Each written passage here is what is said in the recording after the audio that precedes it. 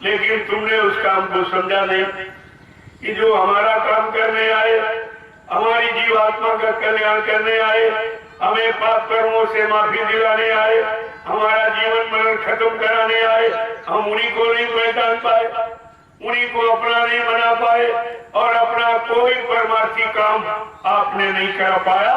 ये हमारा आपका कितना बड़ा दुर्भाग्य। इससे बड़ा और दुर्भाग्य क्या हो सकता? पहली बात तो सृष्टि में कोई आया नहीं इस काम को करने की, इसलिए तो मालिक को खुद आना पड़ा। जब लोग गुरुओं की बात भूल गए, इस कलयुग में जब लोग गुरुओं की बात भूल गए, संतों की बात भूल गए, सदगुरुओं की बात भूल गए, तब परम संत सच्चा सतलोक निवासी मालिक रूहों पर रहम करने के लिए इस मृत्युलोक मंडल में मानव चोला धारण करके खुद आ गए। अब इनको किसी से सलाह लेने की क्या जरूरत? ये मालिक खुद आया। पहचान बता दूं आपको, रामचरित मानस का उत्तरकांड देखिए, संत गोस्वामी जी महाराज ने उसमें पूरा स्पष्टीकरण किया। एक कनी अनामा अज सच्चिदानंद प्रभु धामा, एक ही अनामी धाम है, वहाँ एक अनामी महाप्रभु है। जब अनामी महाप्रभु स्वतः मानव चोला धारण करके मृत्युलोक मंडल पर आएंगे, प्रभु नाम जगाएंगे, सिद्ध करेंगे, प्रभु नाम का प्रचार कराएंगे, प्रभु नाम से जीवात्माओं को जगाएंगे और प्रभु नाम का बेड़ा भवसागर में लगाकर इन सब जीवात्माओं को प्रभु धाम पहुंचाएंगे। तब जीवात्माओं का आवागमन समाप्त हो जाएगा। प्रेमियों, सत्यलोक तक आवागमन संत आते जाते रहते, संतों का आगमन सत्यलोक से होता है, लेकिन मालिक प्रभु धाम से आया। क्या पहचान? प्रभु नाम लेके आया। प्रभु नाम का प्रचार इस सृष्टि में किसी ने कभी नहीं किया। कोई भी आप उठा लीजिए आप, यही तो पक्की पहचान है, क्योंकि नाम से काम होता है। और हर युग में जब काम करने कोई आया, जैसे सतयुग में जब काम होना हुआ प्रहलाद का, तो हरि नाम जगाया, योगियों ने हरि नाम जगाया, हरि नाम से काम हुआ। इसके बाद त्रेता आया, तो मतलब यानी ऋषि मुनियों ने राम नाम जगाया, उससे काम हो गया। द्वापर में कृष्ण नाम जगाया गया, उससे काम हो गया। जब हर युग का विधान है, हर युग में नया पुरुष नए नाम को लेकर के आएगा और उसी जगाए नाम से जीवात्मा जगेगी और उसका काम होगा। तो कलयुग में भी तो कोई नाम होना चाहिए। आपको किसी ने बताया कलयुग का नाम? इतने लोग बैठे हो, सबने सब कुछ पढ़ा लिखा होगा, सुना होगा, लेकिन कलयुग का नाम किसी ने बताया आपको? ये बाबा जय गुरुदेव जी महाराज ने बताया। और वो भी कहा कि ऐसा क्यों बताया? गोस्वामी जी महाराज ने कहा, कलयुग में जीव भवसागर कैसे पार जाएगा कि गुरु बिन भवनी तरह न कोई, जो विरंच शंकर समोई। कोई ब्रह्मा विष्णु महादेव के समान धर्मान बलवान बुद्धिमान कीर्तिमान यशमान क्यों न बन जाए, लेकिन ये भवसागर बगैर गुरु के कोई पार नहीं जा सकता। और कौन सा गुरु पार करेगा? जिसके पास में नाम नौका हो, नाम जहाज लेके आए। बाबा जी ने आपको सत्संग में भी बताया कि बच्चा, मैं देव गुरुदेव नाम का इतना बड़ा जहाज लेके आया हूँ कि सारा विश्व अगर मेरे देव गुरुदेव नाम जहाज पर सवार हो जाए तो मेरे जहाज का एक कोना भरेगा। तो क्या जहाज खाली चला गया? क्या खाली लौटा के ले गए? तुम्हारे कहने के अनुसार क्या जहाज खाली चल गया? जो कहते हो बाबा जी मर गए, चले गए, ये जहाज कौन ले जाएगा? क्यों खेने वाला कौन है? भवसागर का केवट मल्ला कौन है? तुमने तो कुछ विचार किया ही नहीं और बिना विचारे इतना बड़ा अपमान गुरु का कर दिया कि मौत अंतिम सजा होती है, वो भी आपने गुरु को दे दी। तुमने कौन सा सम्मान किया? मैंने कल आपको बताया था, जब किसी का अपमान किया जाता है तो दो तरीके अपनाते हुआ। राजनीतिक क्षेत्र में जब किसी का अपमान करना होता है तो मुर्दाबाद के नारे लगाए जाते हैं, और बड़ा अपमान करना होता है किसी चौराहे पर उसके नाम का पुतला जला देते। आपने तो दोनों काम किए, अपने गुरु को मुर्दा भी कहा और मथुरा में आपने पुतला भी जलाया। काम तो आपने दोनों किए। क्या कोई अपमान गुरु का तुमने बाकी रखा है? और गुरु का अपमान करने की कितनी बड़ी सजा है। कभी धर्मशास्त्र के पन्ने पलट के देखते हो कि गुरु भी कितनी बड़ी सावधानियां। जे जनपुर प्रति निंदा करी ते चमकादर है बहुत नहीं। जो गुरु की निंदा करता है या गुरु को झूठ बोलने वाला, वादा खिलाफी करने वाला, दगेबाजी करने वाला सिद्ध करता है, वो मानो चमगादड़ की योनि में जन्म लेता है। क्या आप लोग इसी योनि में जन्म लेने की तैयारी कर रहे हो? क्या इसी योनि में जन्म लेने की तैयारी में लगे हो? कर क्या कर रहे हो? कभी सोचा विचारा आपने ये कितना बड़ा अपराध आपने किया और अभी कर रहे हो? अभी बंद नहीं किया गया, जबकि मैंने ठीक 10 दिन बाद तुम्हारे इस अपराध को क्षमा करने की युक्ति मैंने ठीक 10 दिन बाद 28 मई 2012 से मैंने अभियान जारी कर दिया। पूरे हिंदुस्तान में कोई बोलने वाला नहीं था, कोई कहने वाला नहीं था, कोई हमको सहयोग देने वाला नहीं था। मैंने अकेले ही ये पूरे हिंदुस्तान में ये ढिंढोरा पीट किया। ये बाबा जी अभी जीवित है। बड़ा लोग आश्चर्य करते थे, तमाम पत्रकार मीडिया पीछे पड़ गया, आप ये कैसे कहते हो? हमने कहा हमको विश्वास, हमारी श्रद्धा है, हमारा विश्वास है। मैं विश्वास के साथ ये कहता हूँ और मेरा प्रचार करने का आधार यही है, गुरु इसी शरीर में जीवित है, ये आधार हमारा है। और जो कहते गुरु चले गए, ये दुर्भाग्य तुम्हारा है। जय गुरुदेव। मैंने पूरे हिंदुस्तान में ऐलान कर दिया। बड़ा लोग घबराते थे मेरे साथ चलने में, लगने में, कि वो दो हैं, ये अकेले हैं, इनको गोली भी मार दिया जाएगा, इन पर बम डाल दिया जाएगा। उनका 5 साल उत्तर प्रदेश में प्रशासन है, इनको जेल में भिजवा दिया जाएगा। तो उनको ये कौन सी नई बात बताता? जेल तो हमारा भजन घर है, इसको की कहने की क्या जरूरत है? ये तो भजन घर है जेल। आप इस तरह डराने की बात मत कीजिए। मैंने बहुत सोच समझ कर कदम उठाया है। बहुत मुझे पूरा अपने गुरु पर भरोसा और विश्वास है, और मैंने पूरे हिंदुस्तान में ढेरों कभी लोग जुड़े फिरट गए, कुछ जुड़े फिरट गए, अभी ऐसा होगा। कभी 1000 जुड़े थे, 2000 जुड़े, वो भी हट गए, और सबका हमने स्वास्थ्य जो जिस भाव से आया मैंने उसको वही दिया। जो पैसे के भाव से आया वो पैसा ले गया, जो सामान के भाव से आया वो सामान ले गया, जो सम्मान के भाव से आया वो सम्मान ले गया, लेकिन टिका कौन? अब कौन टिकेगा ये तो समय ही बताएगा। लेकिन मैंने अपना अभियान धीमा किया। मैं पहले भी आपके आया था, तभी आपने सुना होगा, और बीच में भी सुना था, और आज भी सुना था, और सुनाता ही रहूंगा। क्यों? ये आवाज है कि सत्संग सुनाते सुनाते परिवर्तन हो जाएगा, परिवर्तन हो जाएगा। और ऐसा परिवर्तन होगा जो मानव बुद्धि के परे, न मानव सोच सकता है, न मानव कर सकता है, न मानव विश्वास ही कर सकता है। ऐसा परिवर्तन। और कहा था कि जैसे रात में आप सो गए और बादल आया और बरस के चला गया, सुबह धूप निकली, तो आपने कहा ये कैसे हो गया? मैं सोया था तो बादल नहीं था, और अभी धूप है, ये पानी कैसे हो गया? कैसे पड़े? क्योंकि वो परिवर्तन किसी इंसान के द्वारा नहीं होगा। वो परिवर्तन महापुरुष अपनी दया के द्वारा करेगा। और कहा था कि तुम सब लोग भग जाओ, फिर भी मैं परिवर्तन करके दिखा दूंगा। जिस महापुरुष की हमारी तुम्हारी जरूरत ही नहीं और परिवर्तन करके दिखा देगा, वो समय का कितना महान होगा।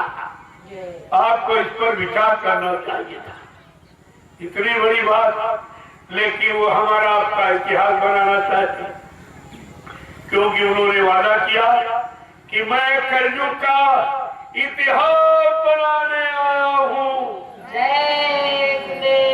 ऐसा इतिहास बनाऊंगा जो भूते न भविष्य के, सतयुग त्रेता द्वापर के लोग अपने बड़े युग का इतिहास पढ़ना भूल जाएंगे। मैं इसी भारत भूमि पर ऐसा चमत्कार करके दिखाऊंगा जिसको हिंदुस्तानी नहीं सारा विश्व नमस्कार करेगा। आप इस बात को भूल गए। ये काम सृष्टि में पहले किसी ने किया है या कोई करने की बात कर रहा है, ये आगे कोई कर सकेगा? कहा भूते न भविष्य थी, ये कभी न हुआ न आगे कोई कर सकेगा। ऐसा मैं परिवर्तन करके दिखा दूंगा। अभी तो परिवर्तन हुआ नहीं, तुमसे तो मर के चले गए, फिर करेगा? ये परिवर्तन कौन करेगा? कोई कह दे खड़ा होकर कि बाबा चले गए, हम करेंगे, तुम्हारी बात मानी जाएगी, लेकिन करेगा कौन? क्योंकि परिवर्तन किसी इंसान की बस की बात नहीं है। और पिछले युगों में परिवर्तन जो हुए वो इतिहास पड़ा है जगाए नाम के द्वारा। सतयुग का परिवर्तन हिरण्यकश्यप के नाम से नहीं, हरि नाम से हुआ था। त्रेता का परिवर्तन रावण के नाम से नहीं, राम के नाम से हुआ था। द्वापर का परिवर्तन राजा कंस के नाम से नहीं, कृष्ण के नाम से हुआ था। आज कलयुग का परिवर्तन किसी शासक वर्ग से नहीं होगा, न राष्ट्रपति, प्रधानमंत्री, मुख्यमंत्री इनके द्वारा नहीं। समय के जगाए जय गुरुदेव नाम जो प्रभु का है, प्रभु के द्वारा होगा। अब प्रभु के काम को कौन रोक सकता? जिसकी सारी सत्ता मृत्युलोक से लेकर सत्यलोक तक सारी सत्ता प्रभु की है, और वो प्रभु सत्ताधारी स्वतः मृत्युलोक मंडल पर काम करने के लिए अपनी इच्छा से आते। तभी बाबा जी ने कहा मुझे कोई मार नहीं सकता, मुझे कोई धोखा नहीं दे सकता, मुझे कोई धन दौलत सामान से खरीद नहीं सकता। मैं अपना काम करने आया हूँ, काम करके ही जाऊंगा। और कहा वो गांधी महात्मा चूक गए, मैं चूकने वाला नहीं। वो गोली के शिकार हो गए, लेकिन मुझको मारने के लिए सृष्टि में अभी कोई गोला बारूद तैयार नहीं। और जरूरत पड़ेगी तो पैसी परिवर्तन के लिए अगर जरूरत पड़ेगी तो इसी शरीर में 400 वर्ष तक रहूंगा और काम करके ही जाऊंगा। मैं आपसे यही पूछ रहा हूँ, क्या 400 वर्ष का समय निकल गया जो तुम कह रहे हो बाबा जी चले गए?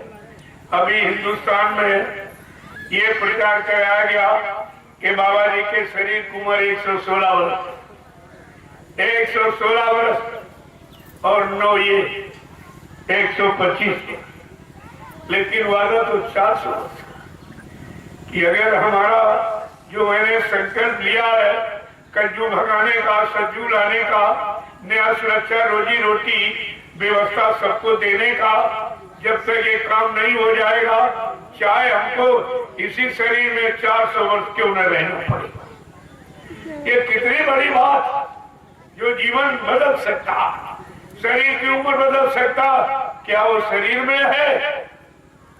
इतनी भी बात अभी तक तुम नहीं समझ पाए हो, क्या वो शरीर में है? जब इंदिरा सरकार ने बाबा जी को 29 जून 1975 को जब जेल में बंद किया था, इमरजेंसी आपातकालीन स्थिति लगाकर, बेगुनाह निर्दोष, बाबा जी ने केवल ये कहा कि तुम्हारे शासन का यानी परसा पलट जाएगा, तख्ता पलट जाएगा। तो नाराज हो गई कि हमारे राज्य में महात्मा रहते हैं, हमारे खिलाफ बोलते। तो इसी पर उसने बाबा जी को इमरजेंसी लगाकर 29 जून 1975 को जेल में बंद कर दिया।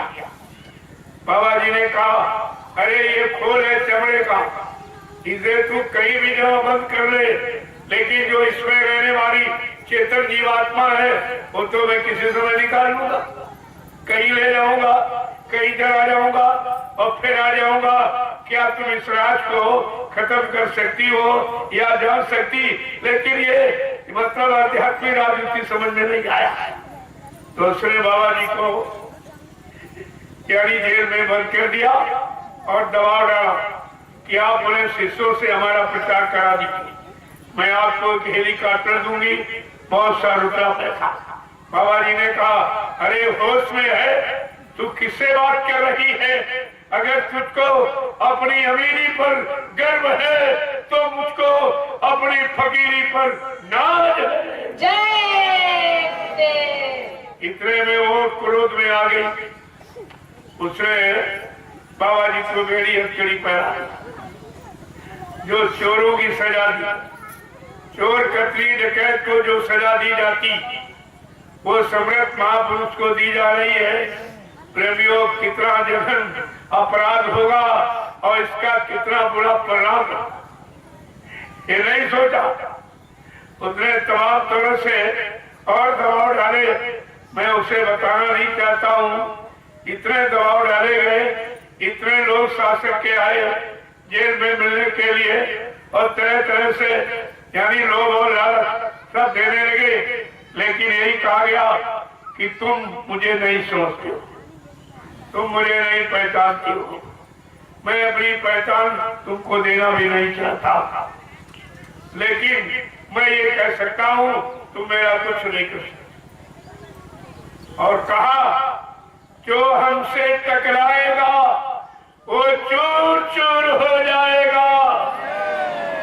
जब इतनी बुलंद आवाज में बाबा जी ने उनसे कहा, सारे शास्त्रों वर्गकारियों से, तो सबने मिलकर कहा, इनको एक कटघरे में बंद कर, न भोजन देना, न पानी, न हवा, न प्रकाश, तो बाबा मर जाएंगे। यानी मार डालने का ये कितनी बड़ी साजिश। इनको क्या मालूम है तुम किसको मार रहे हो?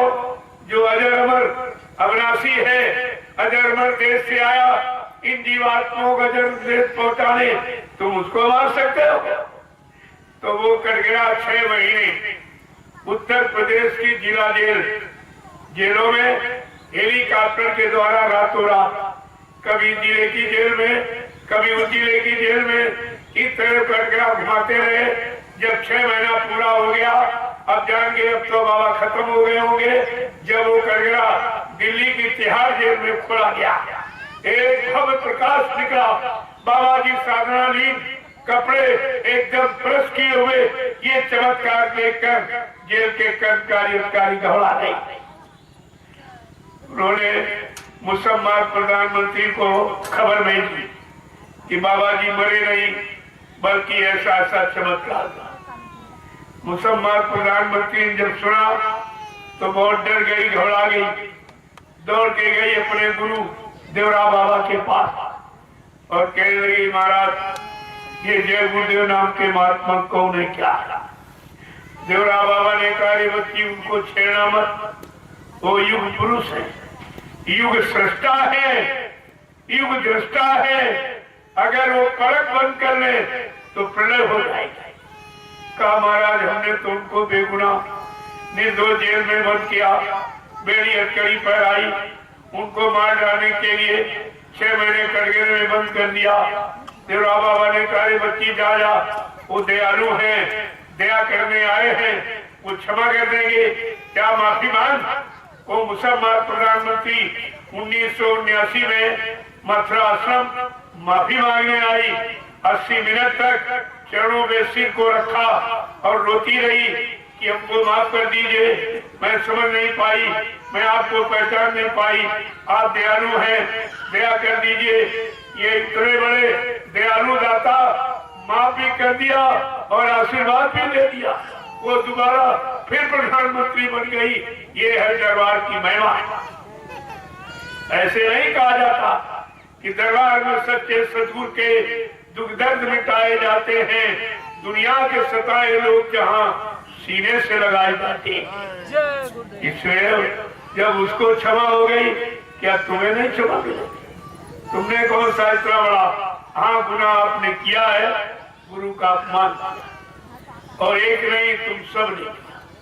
45 करोड़ में कोई ऐसा नहीं निकला जो अपने गुरु के सम्मान को कायम रखता और खड़े होकर ये कहता, ये क्या कह रहे हो? गुरु ने ये वादा किया, ये प्रतिज्ञा की, ये सबक ली, ये व्यवस्था बनाई, ये भूमिका बनाई, ऐसा कैसे हो जाए?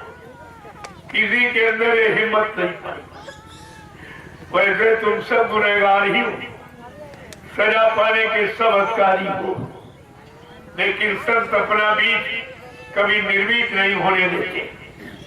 ये अभियान दया से चल गया और आपको बचने का मौका दिया। मैं सब काल के गाल में खड़े थे।